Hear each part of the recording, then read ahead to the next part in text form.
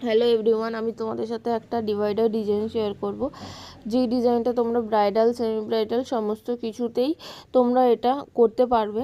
প্রথমে দুটো লাইন একটু গ্যাপ রেখে টেনে নেব, দ্বিতীয় লাইনের গা থেকে 3 নম্বর লাইনটা টানবো, তার নিচে একটু গ্যাপ রেখে ডট ডট দেবো যাতে আমাদের চেন করতে সুবিধা হয়। আমি আগের ভিডিওতেই বলেছিলাম যাদের চেন করতে অসুবিধে তারা অবশ্যই নিচে ডট দিয়ে নেবে।